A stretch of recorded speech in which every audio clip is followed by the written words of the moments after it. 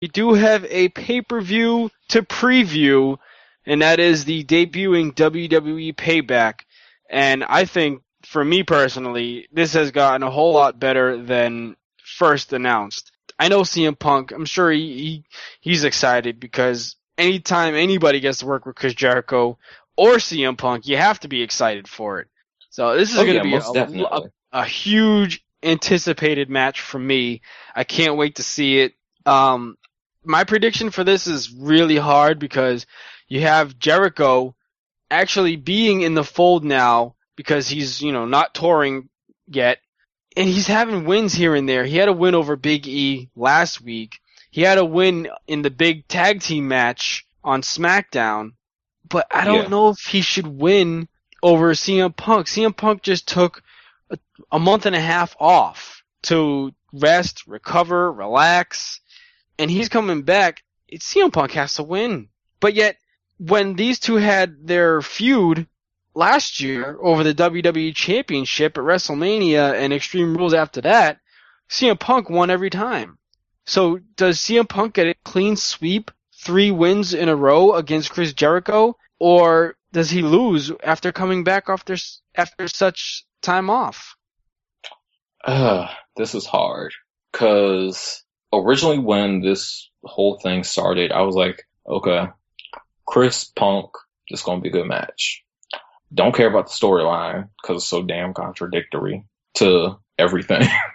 But I'm just interested to see how this plays out. Like, it's one of those matches where it's hard to say what should happen because, like you said, on one hand, you have Chris, who has never beat CM Punk. CM Punk's been off for a while, so he has to come back in a big way and get a big win.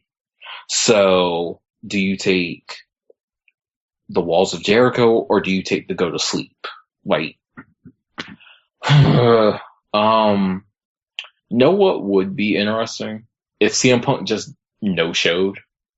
I just like it's in Chicago, so of course Punk's going to be there. I mean, Colt Cabana's going to be there for heaven's sake. So Phil's going to be there somewhere, but it'd be interesting if he no showed the match and just showed up later in the show, something like that. But the match is actually going to happen. Maybe Punk loses, and that sends a rift between him and Paul Heyman. And it's funny you say that because there have been talks about CM Punk turning face after this and or Chris Jericho turning heel. Now, that might happen simultaneously because you cannot have a heel CM Punk go to Chicago, his hometown, and remain that way because the crowd is obviously going to cheer for him and they just might sway him turning face, and that could cause a rift between him and Paul Heyman right then and there. Yeah, and then also, like you said, it's in Chicago.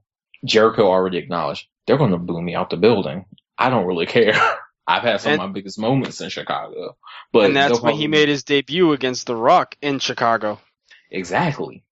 So, this could be a double turn. Punk turns face, and there starts to be that deviation between him and Heyman, and then that sets up one of Heyman's clients, whether that be Brock or whether that be Curtis, going after CM Punk to defend Paul Heyman's honor, if there is any honor with that man. I ain't gonna go there. But you know what? I would be fine.